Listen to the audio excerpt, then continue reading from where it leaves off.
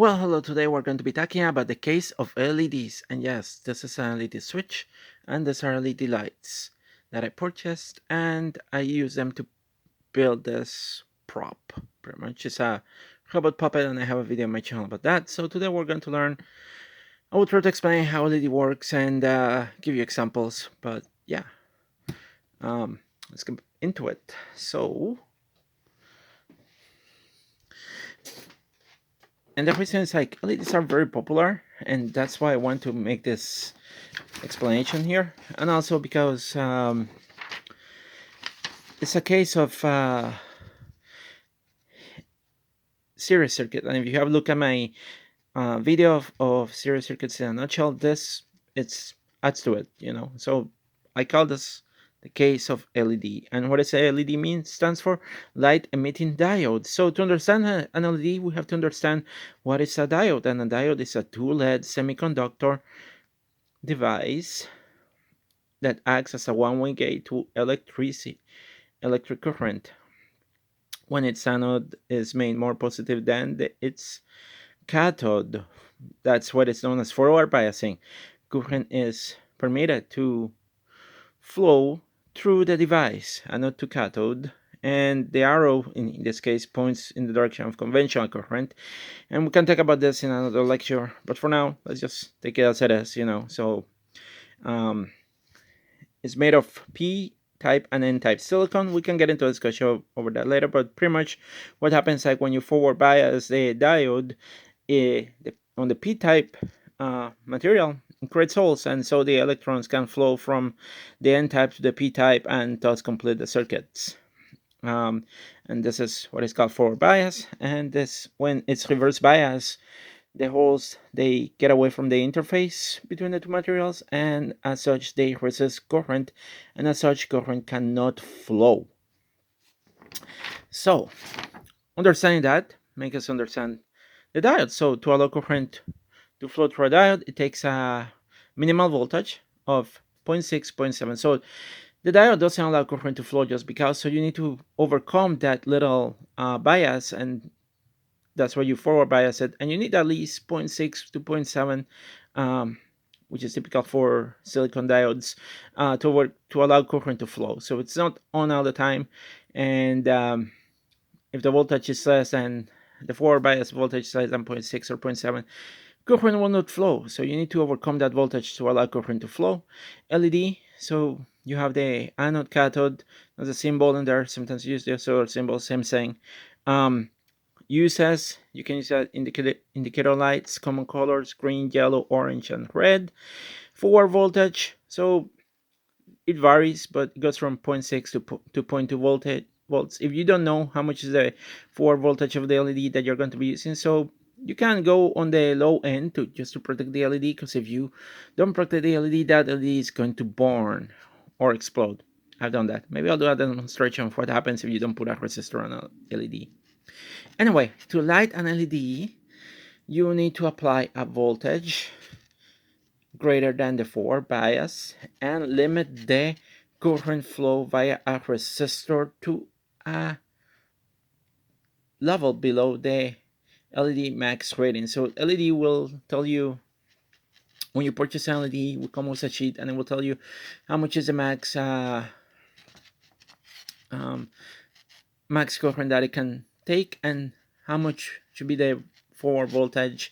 And because of that, since I said it's a series circuit, so we know the there's a source of the battery, there's a resistor, there's a uh, voltage for voltage that the LED will take to light on. We want to light up the LED, so if knowing how series circuits work, we know that the voltage drop that will happen in the resistor is the total voltage minus the voltage that would be required to forward bias the LED. So we can calculate the current, and because the current is constant through the circuit, and once the LED is on or a diode allow current to pass, it will always pass current. So we can calculate the current.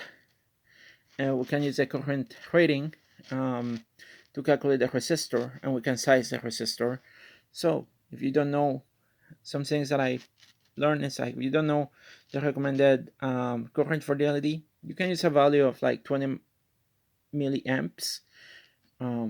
If you don't know the um, max for bias voltage, you can use 0.6 or zero point 0.7. Some places use zero point 0.7, and zero point 0.7 we're being protective of the LED. We don't want that voltage to be greater voltage drop to be greater than that.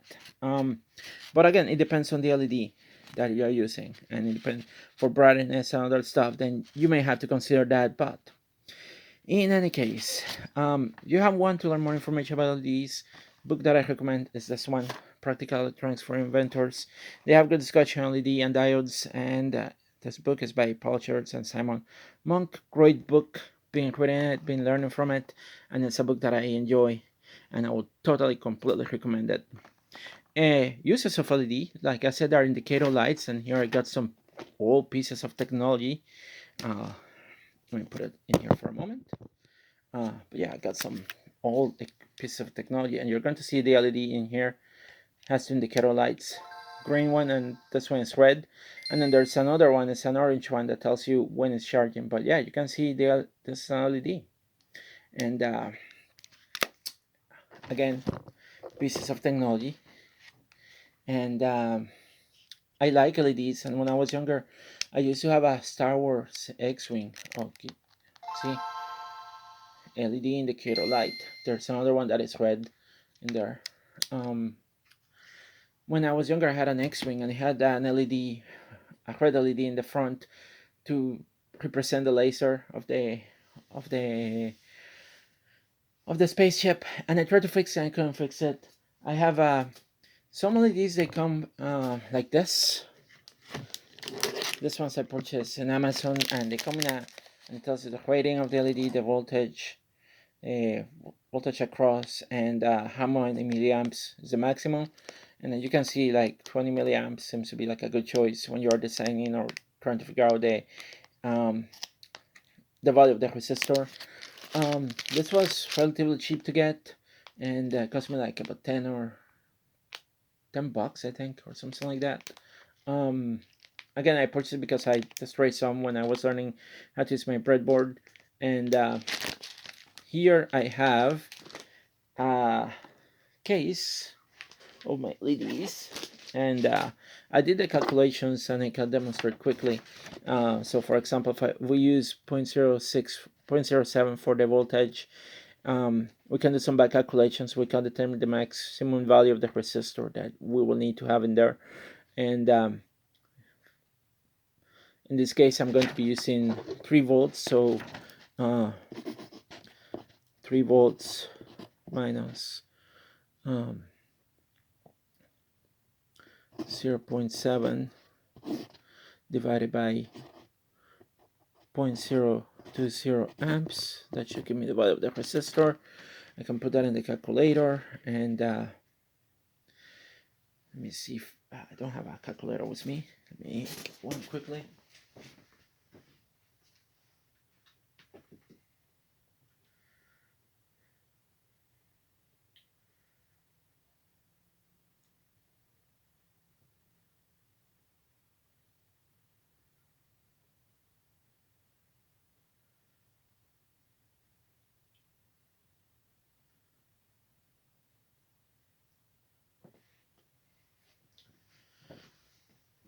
So I did the calculations and it came out about 115.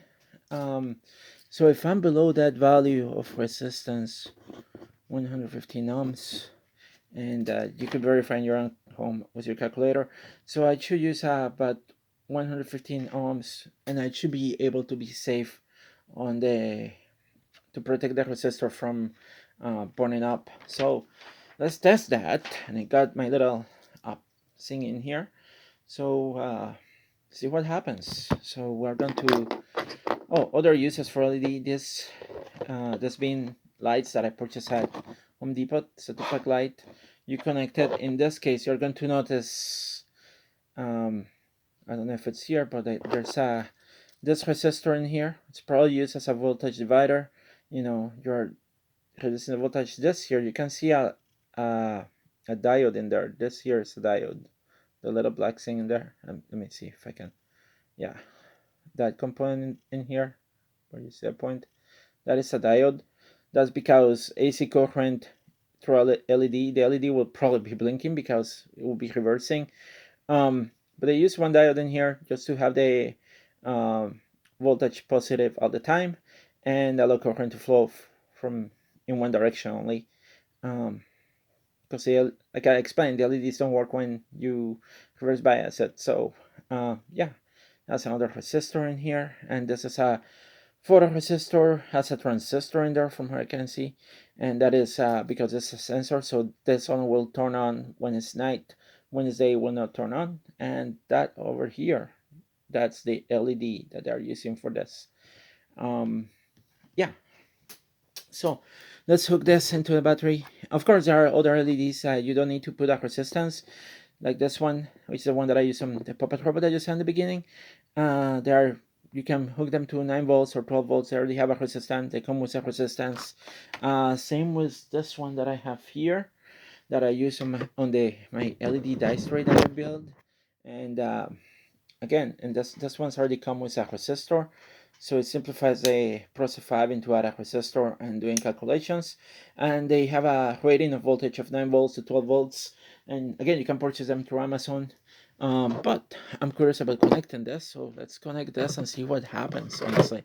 And in this case, I'm going to be using the 330 resistor. So yeah, let's connect this to my source. Positive with positive, and then the negative to the negative, and let's see what happens. Let's see we get that LED to light up, and it should light up, honestly. There we go, you can see it in there. It's red. And again, it's in series, so with the way to connect the LED, you will connect it in series. The resistor will be limiting the current that will go through LED. And again, remember that you have to forward bias LEDs to allow current to flow. If you connect it the opposite way, no current will flow and the LED will not light up. And you could take measurements. We could take measurements of the voltage drop. I'm not going to do that, but it should come closer to what I determined. So yeah, in any case, I hope that you enjoyed the lecture, and I hope that you enjoyed this mini lecture of LED lights, and I hope that you have learned something from it. And take care, and I see you at the next video blog. And if you have questions, I always feel free to write them in there, or if you have ideas of videos that you would like to see.